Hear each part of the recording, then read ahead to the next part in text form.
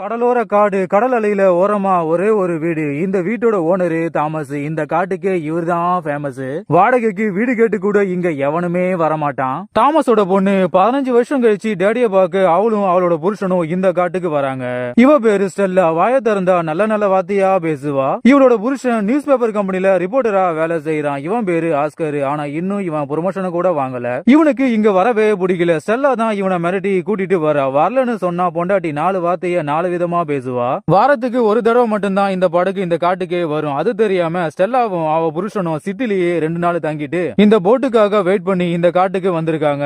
ஆஸ்கரும் நம்ம 2 பேரும் வர்றது உன் டேடிக்கு தெரியுமான்னு கேக்குறான். இவளும் நான் வருவது அவருக்கு தெரியாது, ஏன்னா அவர்கிட்ட மொபைலும் இல்ல, இங்க லெட்டர் எழுதினாலும் இங்க வராதுன்னு சொல்லிக்கிட்டு இருக்க. ஆனா ஆஸ்கர் யாருமே இல்லாத காட்டுக்குள்ள உன் டேடி மட்டும் இங்க நெடி பண்ணிக்கிட்டு இருக்கான்னு கேக்குறான். இவளும் அவரு சிட்டில தான் கொஞ்ச நாள் இருந்தாரு, என் மம்மி இறந்த பிறகு இந்த காட்டுக்கு வந்துட்டாருன்னு சொல்லிக்கிட்டு இருக்க. ஒரு வழியா இவங்க 2 பேரும் டேடியோட வீட்டுக்கு வராங்க. ஸ்டெல்லாவும் டேடிய பார்க்க வீட்டுக்கு போனா அவர் வீட்டிலேயே இல்ல. ஆனா ஆஸ்கர் உன் டேடிய பார்த்து 5 வருஷம் ஆகுதுன்னு நீ சொல்லிக்கிட்டு இருக்கு, அப்படி இருக்கும்போது நீ தான் அவரோட பொண்ணுன்னு அவருக்கு எப்படி தெரியும்னு கேட்டுக்கிட்டு இருக்கான். அப்போ நாய் கொலிக்கிற சவுண்ட் கேக்குது. டேடியும் நாயை ஓடிக்கிட்டு வராரு. இந்த நாய் பேரு எல்வீரா. இவருக்கு எல்லாமே இந்த நாய் தான். ஆனா டேடி வந்த பொண்ண வான்னு சொல்லாம நாயை ஈத்துக்கிட்டு போய் கட்டுறாரு. முன்ன பின்ன தெரியாத ஆளுங்களை பார்த்தா இந்த நாய் பயப்படும்னு சொல்லிட்டு இவருக்கு இவங்க யாருன்னே தெரியல. ஸ்டெல்லாவும் டேடின்னு கூப்பிட்ட உடனே அப்போதான் தெரியுது இவரோட பொண்ணுன்னு. டேடியும் வா மகளே வான்னு பொண்ணுக்கு உமா கொடுக்கறாரு. ஆனா கணத்துல கொடுக்காம வாயில கொடுக்கறாரு. இத பார்த்து ஆஸ்காரே வாங்கிட்டான். ஒரு டேடியும் டாக்டரும் இப்படி கூடவா இருப்பாங்களேன்னு இவன் மிரண்டே போயிட்டான். ஸ்டெல்லாவும் இவதான் என்னோட புருஷன், பேரு ஆஸ்கர்னு டேடிக்கு அறிமுகப்படுத்தி வைக்கிற. அப்போதான் டேடிக்கே தெரியுது பொண்ணுக்கு கல்யாணம் ஆயிடுச்சுன்னு. டேடியும் ஆஸ்கார முறைச்சிட்டு பொண்ணும் மாப்பிளையும் தங்க போற வீடியோ காட்டுறாரு. இதுக்கு முன்னாடி இந்த வீட்டுல ஒரு லெஸ்பியன் கப்புள் தான் இருந்தாங்க. அவங்க சம்மர்ல மட்டும் அடிக்கடி வந்துட்டு போவாங்க. அது வரைக்கும் நீங்க இங்கேயே தங்கிக்கோங்கன்னு ஆர்டர் போட்டுட்டு கிளம்புறாரு. ஆனா ஸ்டெல்லா இன்னும் ஒரு வாரம் இங்க தங்கிட்டு போலான்னு சொல்லிக்கிட்டு இருக்கு. ஆனா ஆஸ்கர் ஒரு நாள் கூட என்னால இங்க தங்கவே முடியாது, 2 நாள்ல நம்ம இங்க இருந்து கிளம்புறன்னு வார்னிங் கொடுக்கறான். ஆனா பொண்டாட்டிக்காரி நான் கர்ப்பமா இருக்கேன்னு சொன்ன உடனே இவன் மிரண்டு போயிட்டான். இதை ஏன் என்கிட்ட முன்னாடியே சொல்லலன்னு இவன் கத்திக்கிட்டு இருக்கான். ஸ்டெல்லாவும் நேத்து தான் எனக்கே தெரிஞ்சதுன்னு சொல்லிக்கிட்டு இருக்கா. உடனே ஆஸ்கர் நீ கர்ப்பமா இருப்பது உன் டேடிக்கு தெரியக்கூடாதுன்னு வார்னிங் கொடுக்கறான். ஏன்னா இவங்க 2 பேரும் கல்யாணமே பண்ணிக்கல. கல்யாணத்துக்கு முன்னாடியே கர்ப்பமா இருக்குன்னு டேடிக்கு தெரிஞ்சா கோவப்படுவாரு. அதனாலதான் நம்ம 2 பேருக்கும் கல்யாணம் ஆயிடுச்சுன்னு நான் டேடி கிட்ட போய் சொன்னேன்னு இவ சொல்லிக்கிட்டு இருக்க. டேடி வந்தவங்களுக்கு சாப்பாடு போடுவாருன்னு பார்த்தா கடலுக்கு போய் மீனை புடிச்சிட்டு வாங்கன்னு இவங்க 2 பேரையும் அனுப்புறாரு. ஆனா பொண்ணு ஜாலியா போற. ஆனா ஆஸ்கர் மாமனார முறைச்சுக்கிட்டே போறான். இவங்களும் கடலுக்கு போய் வலை போடுறாங்க. ஆனா இவங்களால மீனையே பிடிக்க முடியல. வெறும் கொய்யோட வீட்டுக்கு வராங்க.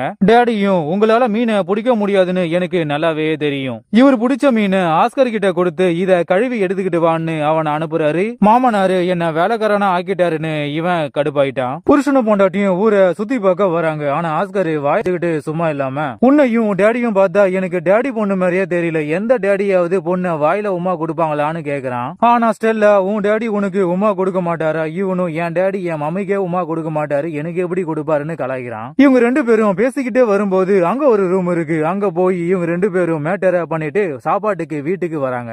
ஆஸ்கரும் யாருமே இல்லாத காட்டுக்குள்ள நீங்க மட்டும் தனிமையா இருக்கீங்களே, உங்களுக்கு எரிச்சலா இல்லையான்னு கேக்குறான். ஆனா மாமனாரு நான் இங்க தனியா இல்ல, வாரத்துக்கு ஒரு தடவை கடல்ல மீன் பிடிக்க 4 பேர் வருவாங்க, நானும் 2 தடவை நகரத்துக்கு போயிட்டு வருவேன், என்னைக்குமே நான் தனிமையில தான் இருக்கேன்னு ஃபீல் பண்ணதே கிடையாதுன்னு சொல்லிக்கிட்டு இருக்காரு. ஆனா ஸ்டெல்லா நான் கர்ப்பமா இருக்கேன்னு டேடி கிட்ட வாந்தி எடுத்துட்டா. இதை கேட்ட உடனே ஆஸ்கர் பதறி போயிட்டான். ஏண்டி சொன்னேன்னு கத்திக்கிட்டு இருக்கான். ஆனா டேடி ஆஸ்கர முறைக்கிறாரு. ஸ்டெல்லாவும் இந்த கருவை வளர்க்கறதா இல்ல கலைக்கிறதான்னு டேடி கிட்ட ஐடியா கேக்குறா. ஏற்கனவே இவ 2 தடவை கருவை கலைச்சிருக்கா, இப்போ 3வது முறையா கருவை கலைச்சா குழந்தை பிறக்காதுன்னு ஆஸ்கர் வார்னிங் கொடுக்கறான். ஆனா ஸ்டெல்லாவுக்கு பேபியை வளர்க்க இஷ்டம் இல்ல. உடனே டேடி உனக்கு இஷ்டம் இல்லனா தாராளமாக இந்த கருவை கலைச்சிரு, உனக்கு எப்போ குழந்தை வேணுமோ அப்போ வளர்த்துக்கோன்னு அட்வைஸ் பண்ணிக்கிட்டு இருக்காரு. ஆனா ஸ்டெல்லாவும் டேடியோட பேச்ச மட்டும் தான் கேக்குறா. புருஷன் சொன்னதை இவ காதல கூட வாங்கவே இல்ல. ஸ்டெல்லா அந்த பக்கம் போன பிறகு ஆஸ்கர் மாமனார மடக்கி உங்களுக்கு என்ன பிடிக்கல, குழந்தை பிறந்தா நாங்க 2 பேரும் ஒன்னா இருப்போம், குழந்தை இல்லனா நாங்க பிரிஞ்சு போயிடுவோம், அதுதானே உங்களுக்கு வேணும். உடனே ஸ்டெல்லா அங்க வந்த உடனே ஆஸ்கர் அமைதி ஆயிட்டான். குட் நைட் சொல்லிட்டு மாமனார முறைச்சிட்டு கிளம்பிட்டான். அன்னைக்கு நைட்டு ஆஸ்கருக்கு தூக்கம் வரல. உச்சா போலான்னு ரெஸ்ட் ரூம் வந்து அங்க மேட்டர் புக்கும் ஒரு கை துப்பாக்கியும் இருக்கு. இத பார்த்து இவன் மிரண்டு போயிட்டான். ஆனா அங்க டேடியும் டாக்டரும் குடிச்சிட்டு டான்ஸ் அடிக்கிட்டு இருக்காங்க. ஆனா இவனுக்கு பொண்டாட்டி குடிப்பான்னு அப்பதான் தெரியும். ஸ்டெல்லா துணி இல்லாம ரூமுக்கு வர. டேடியோட கடல்ல குளிச்சுட்டு வந்தேன்னு சொன்ன உடனே மறுபடியும் ஆஸ்கர் மெசலாயிட்டான். ஆஸ்கரும் இந்த கருவை கலைக்காத, எனக்கு இந்த குழந்தை வேணும்னு கேக்குறான். ஆனா அவ என்னால முடியாதுன்னு அடம் பிடிக்கிறா. இவனும் பொண்டாட்டி கிட்ட கோச்சுக்கிட்டு வெளியே ஓடி வந்துட்டான். இவனுக்கு மாமனார் மேல டவுட்டா இருக்கு. உடனே அவர் என்ன பண்றாருன்னு ஒளிஞ்சு நின்னு பாக்குறான். ஆனா நாயி இவனை பார்த்து கொலைக்குது. மாமனாரும் இவனை பாத்துட்டாரு. ஆனா அவன் மேல கோவப்படாம வீட்டுக்குள்ள கூப்பிடுறாரு. இவனும் மன்னிப்பை கேட்டுட்டு உங்க பொண்ணு என் பேச்ச கேட்க மாட்டா, இந்த கருவை கலைக்க வேண்டான்னு நீங்களாச்சும் அவகிட்ட சொல்லுங்கன்னு கெஞ்சுறான். ஆனா மாமனாரு என் பொண்ணு 2 தடவை கர்ப்பமா இருக்கும்போது நீ அந்த கருவை கலைக்க சொல்லிருக்கு. அப்போ உனக்கு குழந்தை தேவையில்லை. அவளுக்கு குழந்தை வேணும்னு சொல்லும் போது நீ வேணான்னு சொல்லிருக்க. இப்போ உனக்கு குழந்தை வேணும், ஆனா அவளுக்கு வேணாம். கடுப்பான மாமனாரும் இனிமே நீ இங்க இருக்க வேண்டாம், உனக்கு என் பொண்ணு முக்கியம் இல்லனா நாளைக்கு படகு வரும், அதுல ஏறி நீ கிளம்புன்னு ஆர்டர் போடுறாரு. அப்போ நாயி குலைச்சுக்கிட்டே வெளியே ஓடுது. மாமனாரும் அதை பிடிக்க போயிட்டாரு. உடனே ஆஸ்கருக்கு இவன் ஸ்டெல்லாவோட டேடி தானான்னு டவுட்டா இருக்கு. உடனே அவன் ரூமை செக் பண்ணும்போது அங்க ஏகப்பட்ட நிர்வாணா போட்டோ இருக்கு. அதுல ஸ்டெல்லா அவ டேடிக்கு எழுதின லெட்டர் ஒன்னு இருக்கு. ஆனா டேட்டு வேறையா இருக்கு. இந்த டேட்டுக்கு முன்னாடி தான் ஸ்டெல்லாவோட மம்மி இறந்து போயிட்டாங்க. அதன் பிறகுதான் இவன் ஸ்டெல்லாவையே வளர்த்திருக்கான். உண்மையிலேயே இவன் ஸ்டெல்லாவோட டேடி தானான்னு ஆஸ்கருக்கு டவுட்டே வந்துருச்சு. திடீர்னு மாமனாரு அங்க வந்த உடனே இவனும் ஒன்னும் தெரியாத மாதிரி நடிச்சிட்டு குட் நைட் சொல்லிட்டு கிளம்பிட்டான். ஆஸ்கரும் ரூமுக்கு ஓடி வரான். ஸ்டெல்லாவும் இவங்கிட்ட மன்னிப்பு கேக்குற. ஆனா ஆஸ்கரு நீ நினைக்கிற மாதிரி அவன் உன் டேடியே இல்ல, நீ சின்ன வயசா இருக்கும் போதே உன் மம்மி இறந்து போயிட்டாங்க. அதன் பிறகுதான் அவன் உன்னையே வளர்த்திருக்கான். அப்படி இருக்கும்போது அவன் எப்படி உன் டேடியா இருக்க முடியும்னு சொன்ன உடனே இத கேட்டு இவ மிரண்டு போயிட்டு. ஆனா இவன் சொன்னதை இவ நம்பவே இல்ல. உடனே ஸ்டெல்லா டேடி கிட்ட ஓடி வந்து நீங்க என் டேடி இல்லன்னு ஆஸ்கர் சொல்றான், அது உண்மையானு கேக்குறா. ஆனா டேடி நான் உன்னோட அப்பா தான், அப்படி இல்லன்னு நீ நினைச்சா வேணும்னா டிஎன்ஏ டெஸ்ட் எடுத்து பாப்போம்னு சொல்லிக்கிட்டு இருக்காரு. இவளும் டேடி கிட்ட சாரி கேட்டு அவர் சொன்னதை இவ நம்பிட்டா. ஆனா டேடி பொண்ணை நம்ப வைக்க நானும் உன்னோட மம்மியும் லவ் பண்ணி தான் கல்யாணம் பண்ணிக்கிட்டோம். ஆனா உன் மம்மியோட டேடி மம்மிக்கு என்ன பிடிக்கல, அதனால அவங்களை விட்டுட்டு நாங்க 2 பேரும் தனியா தான் வாழ்ந்தோம். நீ பிறந்த பிறகு உன்னையும் அவளையும் தனியா விட்டுட்டு நான் வேலை விஷயமா வெளியூருக்கு போயிட்டேன். அடிக்கடி நானும் உன் மம்மிக்கு லெட்டர் எழுதுவேன், அவளும் எனக்கு லெட்டர் எழுதுவா. ஆனா எதுவுமே இது உனக்கு ஞாபகம் இல்லன்னு சொல்லிக்கிட்டு இருக்காரு. அப்போ அங்க வந்த ஆஸ்கர் மாமனாரு சொல்லிக்கிட்டு இருப்பத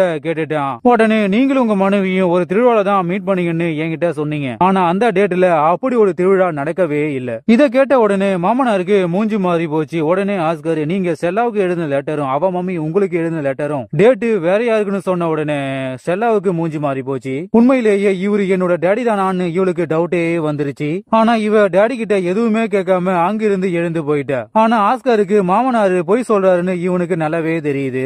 ஆஸ்கரு பொண்டாட்டிய சமாதானப்படுத்த வீட்டுக்கு வந்த அவ அங்க இல்லவே இல்ல. அவளை தேடிக்கிட்டு போறான். மறுநாள் டேடி பொண்ணை தேடிக்கிட்டு வீட்டுக்கு வராரு. ஆனா அவ அங்கதான் இருக்கா. ஆனா டேடி உன் புருஷன் சொன்னதை நீ நம்பாதன்னு சொல்லிக்கிட்டு இருக்காரு. ஆனா ஸ்டெல்லா இவரு என் டேடியா இல்லன்னு கண்டுபிடிக்க அவரோட முன்னாடியே துணிமணிய மாத்துற. அவரும் ஒரு மாதிரி பாக்குறாரு.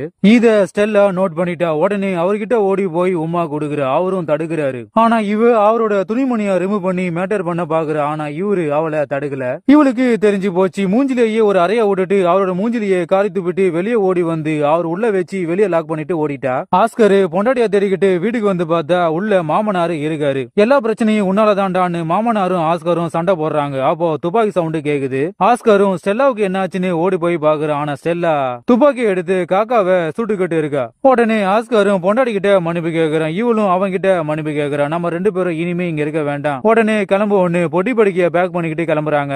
ஆனா ஸ்டெல்லா தாமஸ பார்க்க போற. அவரும் இவகிட்ட மன்னிப்பு கேக்குறாரு. இவளும் அவரை மன்னிச்சு இங்கிருந்து கிளம்புறா. உடனே ஆஸ்கர் உன் டேடி உன்கிட்ட என்ன சொன்னாருன்னு கேக்குறான். இவளும் இந்த கருவை கலைக்க வேண்டாம், நீங்களே இந்த குழந்தைய வளர்த்துக்கோங்கன்னு சொன்னாருன்னு சொன்ன உடனே ஆஸ்கர் மிரண்டு போயிட்டான். ஆனா ஸ்டெல்லாவுக்கும் இவ டேடிக்கும் நடந்த மேட்டரு ஆஸ்கருக்கு தெரியவே தெரியாது. இவளும் அவங்கிட்ட சொல்லவே இல்ல. அவன் இன்னும் இவளோட டேடி தான் ஆஸ்கர் நினைச்சுக்கிட்டே இருக்கான்.